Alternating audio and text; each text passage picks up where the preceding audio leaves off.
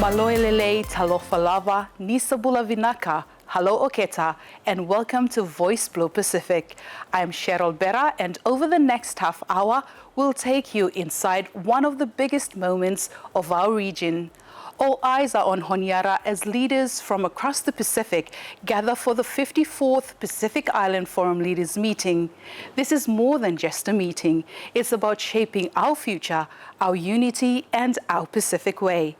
But before we get into the official business, our team hit the streets to find out what do our people know about the Pacific Island Forum Leaders Meeting 54. Let's take a look. You sabi too that PIFLM happen sa mga every legal program before? Yes, I know. I've been to Tonga, the last one. Me looking at social media and some of the platform, news, hearing that PIF happened on Solomon Island and PIFM Pacific Island Forum, and where every leaders of Pacific got to come together. I'm looking government blim looking go straight or imisa looking saka something where I'm not looking by my happen now. For me looking this time, me but happy to go. Me look at Sawal want to blim from different Pacific here come here. Nice to film looking at. I think me personally, me lo preparation where happen around in country or town below Yumi, hem na one for something me realize him that Yumi about for hosting one fella big event lo here lo country.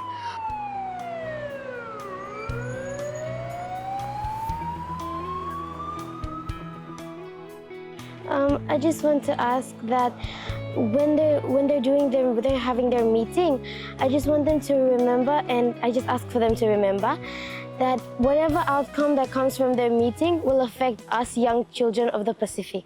The only thing that I want to say here to our leader or other leaders of the Pacific is put priority law one have been tabled here, especially the things as one him happen now with the patents lo country him sense life him hard stuck along the place blaming by losing islands or inches of soil, and one milak talem lo here no is him good for if ogota consider seriously look into things of importance, low life, low human being, low Pacific, where you may exist for now. My question would be around when is it the right time for young people to be part of the solution?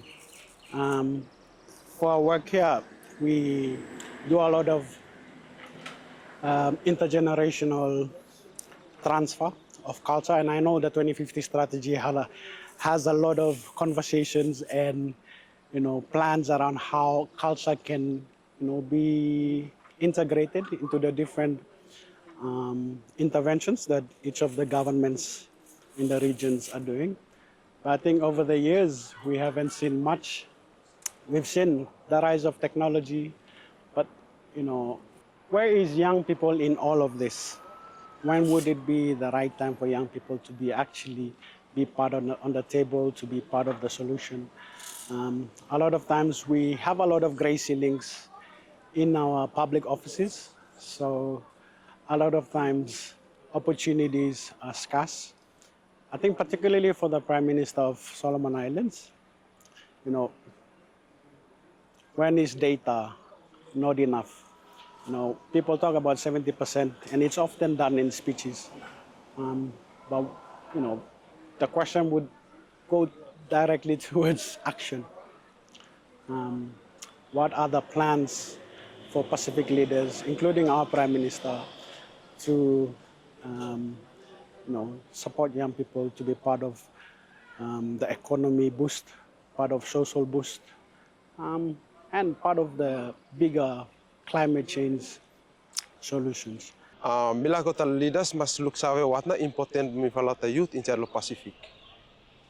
Mas look sabe tu lo mi falata women what people are needing inside of this country.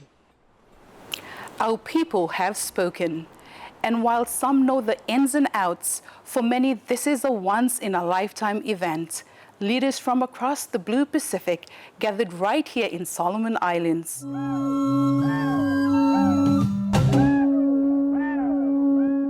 Coming up in this episode of Voice Blue Pacific, we caught up with the Prime Minister, Honorable Jeremiah Manele. Pacific journalists gear up to the PIF media training, civil society voices, and we meet the media teams working hard behind the scenes, gearing up to bring you to the forum. First up, the man at the center of it all, Solomon Islands Prime Minister, Honorable Jeremiah Manele. Hosting the Pacific's top meeting is a proud moment for the nation, and he tells us why it matters, not just for Solomon Islands, but for the entire region. Solomon Islands is ready and looking forward to hosting the 54th Pacific Island Forum Leaders Meeting in Honiara next week. Incoming chair of the PIF, Solomon Islands Prime Minister Jeremiah Manele said hosting the forum meeting is an opportunity for Solomon Islands to showcase its ability to successfully host such a high-level gathering. The hosting of the 54th Forum Leaders Meeting and also an opportunity for us to showcase our ability to host such meetings after the challenges that we have gone through over the years.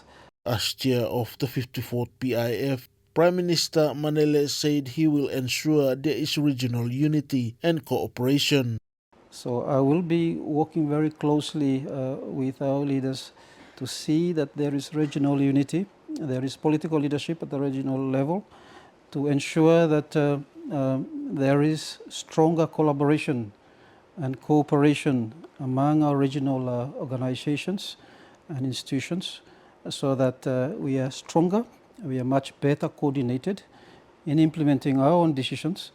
Looking ahead, Prime Minister Manele also highlighted the legacy he hopes to leave behind after hosting the 54th PIF Leaders Meeting. As a country, as I would like our people, men, women, and children, that we have successfully hosted the 54th Forum Leaders Meetings. But also, as a country and a member of the forum, we would like to be remembered that Solomon Islands is committed to regional unity and solidarity, and we have taken that opportunity and will continue to take that opportunity in terms of working closely with the forum family to continue to build that unity and that solidarity to address the common challenges that are facing the forum families. Participants of the 54th Pacific Islands Forum Leaders Meeting, including regional media, have already started arriving in Honiara this week.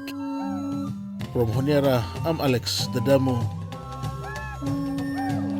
A powerful reminder of what's at stake as the forum begins.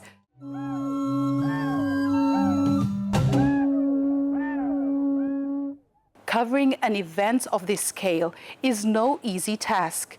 That's why journalists from across the Pacific have come together for a special training run by the Pacific Islands News Association and the Forum Secretariat. It's about making sure our people's voices are heard through strong, accurate reporting. As leaders prepare to meet in Honiara, another group is also preparing to shape the conversation. Pacific's own storytellers. How was the ride here? It was good. It was good. We also received a welcome at our arrival at the airport. Since then, we received well treated by the authority in Solomon Islands. Hi, I'm Dorothy Wickham. I'm a local journalist in Solomon Islands, and I am really pleased to see regional journalists come to Honiara to be part of the 54th PIF. For the media industry in the Pacific, it's important that we rotate these regional meetings because it gives a chance for the young ones and the local media in each country to be able to cover such regional events, and also to inform their own local population about what is the importance of the forum to each country. From the 8th to the 12th of this month, leaders from the Pacific are expected to discuss issues surrounding the Oceans of Peace Declaration, the Pacific Resilience Facility, the review of the regional architecture, and the JICA reform.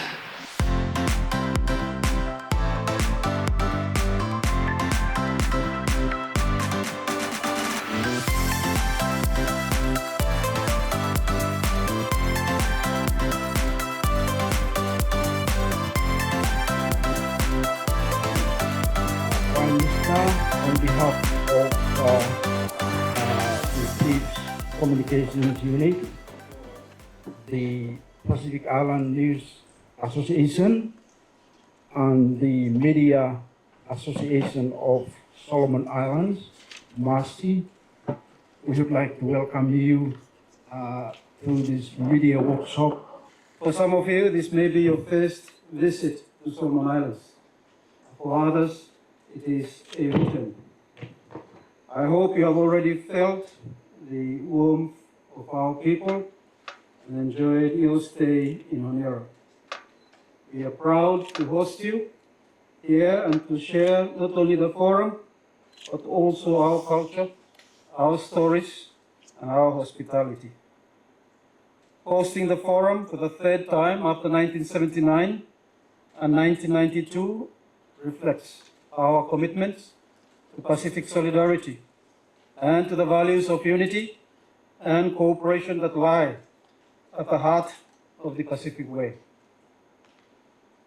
The theme of this year's forum, UMI Together, Act Now for an Integrated Blue Pacific Continent, is both a reflection of who we are and a call to where we must go.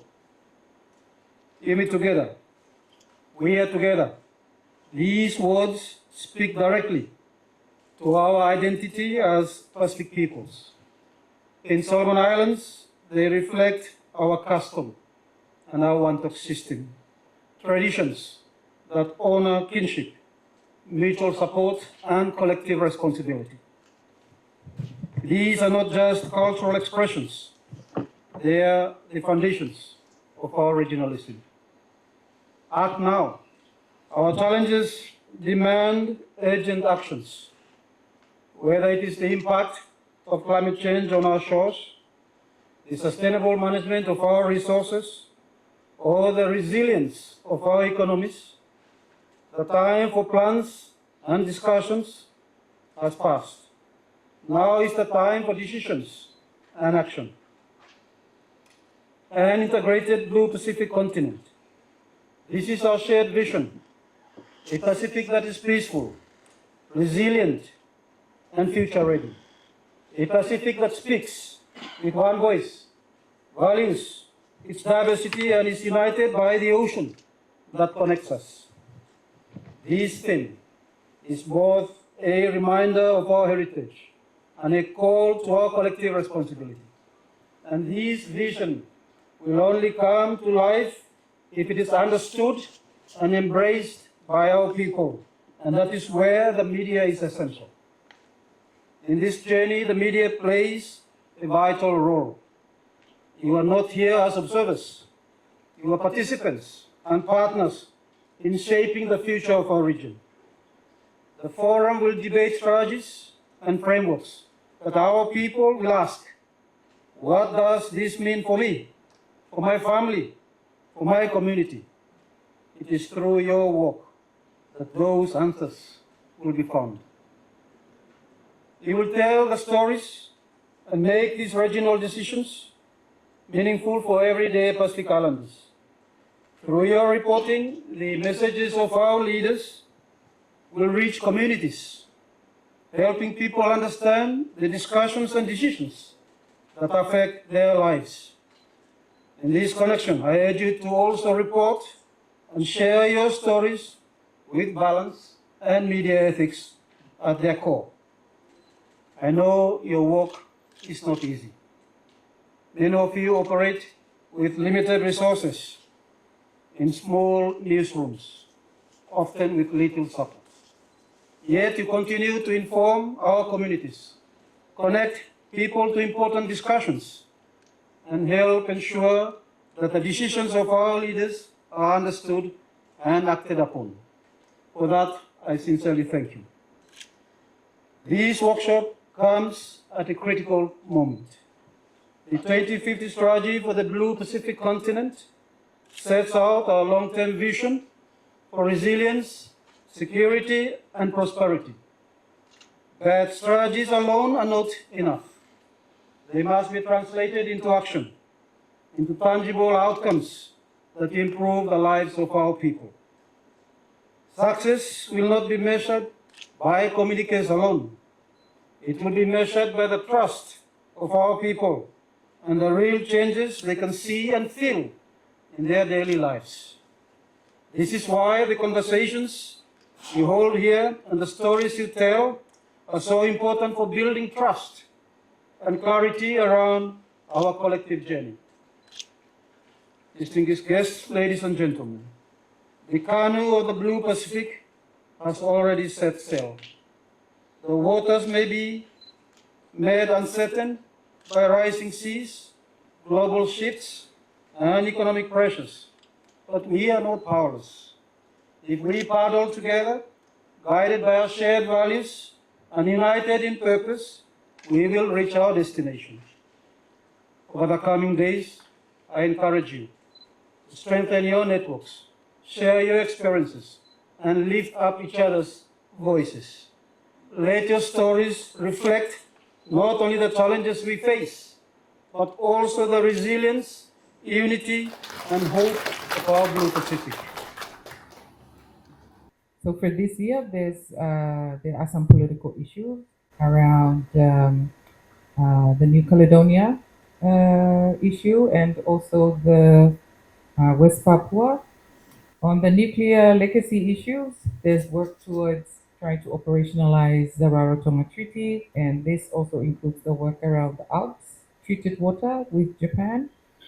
One of the key areas that we will also focus on for next week is our international engagement and advocacy.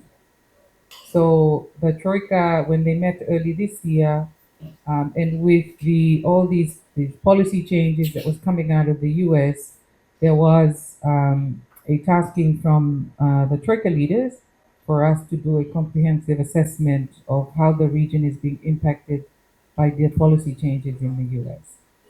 And the 2050 strategy is what we now call the North Star. They need that North Star to which all our voyages, all our canoes can all align to. And it speaks to our values, it speaks to our principles, and it's grounded in traditional knowledge. And it's grounded in our cultures. Because despite our differences, we are one people. And we have shared and common values, which binds us together. So in the 2050 strategy, there are 7 thematic areas, different thematic areas, and from those thematic areas, there are different goals, different pathways, strategic pathways as they call it. And there's also a level of ambition that leaders have set. Because as you and I know, without goals being set, we'll always not be able to achieve our destination. From Fiji to French Polynesia, from Tonga to Tuvalu, Pacific media have gathered here with one goal: to tell our own story in our own voices. Ko he polokalama a koko ini o ko whapaanga pe whengai aki ai ofisi ma Afrika li kautaki Pasifiki pe PIFS pe heki he kautaha ngongo ai Pasifiki I loa koe pina ai ko ka mai ki heni a Tonga, Fiji, Vanuatu pe heki Tuvalu, Papua New Guinea, Kiribati mo ngā whanua ke pe o ka ai mo Australia. Ahead of the forum, they are sharpening their tools, learning new skills, building connections, and preparing to report on decisions that will shape the future of our region. it's not always possible for media or journalists from small island countries to come here on their own because of the small newsrooms they come from, because of the cost.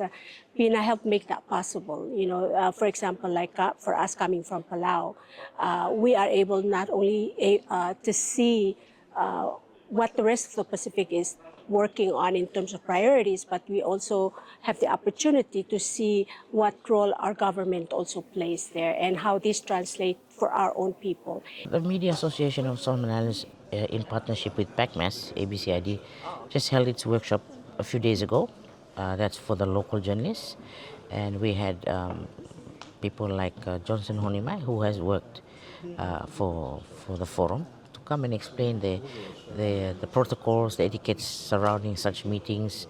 And I wanted to present a little bit on encouraging the female journalists to step forward and do their bit to inform Solomon Islanders, especially because sometimes our women are intimidated when it comes to the cultural aspect of how we cover such events. So it was good for us to encourage them and also point them in the direction of what are the expected things for them to be looking for, as not only regional issues, but trying to take the regional issues and localizing them for our own audience. Journalists in Solomon Islands shouldn't have a lot of problems getting access, because already with the modern technology we've got all information from the leaders' meetings up on the website of PIFS, Pacific Island Forum Secretariat. It's basically journalists organizing themselves and focusing, deciding on what issues we want to discuss or we want to cover on the various platforms that we have. So the availability of information is there, but I think the other challenge is getting people to talk to. Yeah, maybe people within the Forum Secretariat, or even leaders. Yeah, leaders who made those decisions. So it's important that when we hold these meetings like the one that is being held in Solomon Islands, this is the opportunity for our journalists to access those leaders, to be able to explain the issues. I mean, one of the biggest things that's going before the Forum Leaders meeting now is the strategy 2050. Yeah, so we need leaders to explain that. So I think the onus are on our journalists to approach those leaders in a respectful manner so that they can explain those issues to our people. Because our local people need to understand those issues because it affects their daily lives, either in climate change, fisheries, all the other issues. For many, it's more than a job. It's a calling carrying the hopes and challenges of our people to the wider world. There are a lot of national and regional issues that I'm interested to cover during this PIFS meeting. One of the national issues that I want to look at is deep sea mining. Now we have mining on land, and we also heard that some countries in the Pacific, they are interested to go into deep sea mining. The other thing is UXOs that has been dumped by Americans during the World War II here in Solomon Islands, and also other countries in the Pacific. In the previous years, we only talk about Solomon Islands when it comes to these war relics, without knowing that other countries in the Pacific also face the same issue.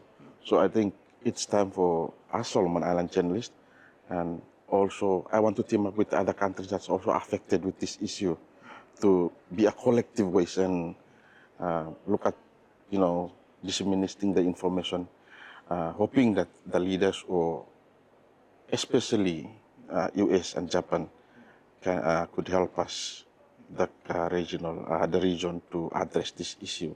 As leaders chart the paths of the Blue Pacific, journalists ensure no voice is left behind. Together, they carry the stories of our ocean continent. Equipped and ready, our Pacific media are set to tell the stories that matter most to our people.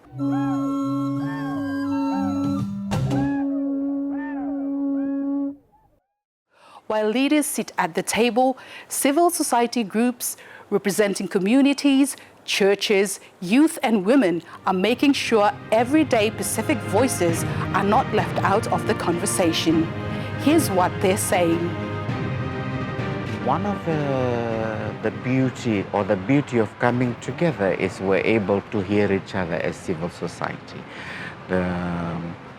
Coming in at the regional level, we're coming at national bodies, and here in the Solomons, we're hearing from the communities to look at strengthening us talking to each other, to having a collective voice, to ensure that all other nations or all other cultures and indigenous people in our Pacifica are heard. Hemi was an opportunity for civil society for also share now o kata voices blue what now tingin for our leaders to take note of it. If you look alongside development along each country, there is always a partnership, and this partnership now where the civil society come with him to work with the government along each country, and especially for Solomon Island, this partnership make him easy that lot of roles that play, it's complemented, and cannot just think no more for leave everything for government to doing no more. Must also think him that who other place long anything long happen in country by me. And that means talking about tough conversations like self-determination, looking at deep sea mining and how it will impact communities. It impacts our livelihood, and climate change. What does it mean? And when we talk about climate change, because countries in the Pacific or islands are connected by the ocean, which means when one is impacted, all will feel it. So this is collecting of voices, and we're also reflecting on the Mamalo outcomes of the conversation that happened at the same time before the Pacific Island Leaders Forum in Tonga last year.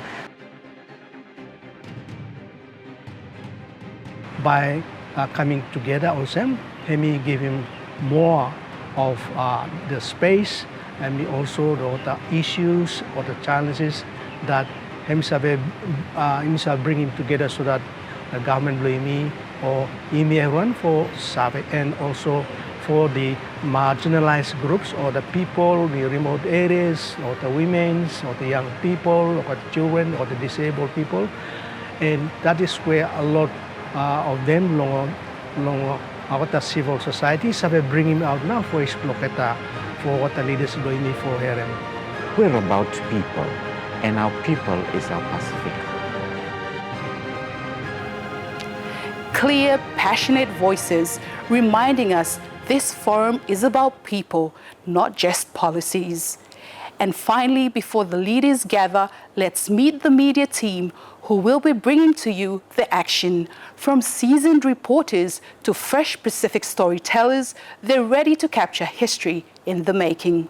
Hi, Mbula Vinaka. My name is Eva Merenataro. I'm a journalist at the Fiji Sun. So Fiji Sun, it's one of the two newspapers in Fiji, my home. Forum, in one word, would be transformative. Malo elele ko kingoa ko Liliani Polutele, and I'm from Tonga Broadcasting Commission. We have to be strong and be confident, and also carry around water because it's too hot, very hot here in Solomon Island. One. Just one. Maori, I'm Chaipen. I'm from Kiribati, and I work at the PPA in Kiribati, the Broadcasting and Publication Authority. Bulavanaka everyone, my name is Rudy Ranito, and I am from a television company in the Fiji Islands called the Fiji Television Limited. This is the first time that I've been to the Solomon Islands, and the first time for me to cover a PIFS event. I am excited and a bit nervous at the same time, but I can't wait to experience and cover the stories that this event will bring. A reminder that behind every headline and every broadcast are hardworking journalists committed to the Pacific story. And that brings us to the end of episode 1 of Voice Blue Pacific. From the Prime Minister's words, to the training of our journalists, to the voices of our people and civil society, we are ready. As the forum gets underway, stay tuned with all of us throughout the week as we bring to you the biggest stories, the most important voices, and the spirit of Pacific unity. I'm Cheryl Berra. Until next time, you meet together for our Blue Pacific continent.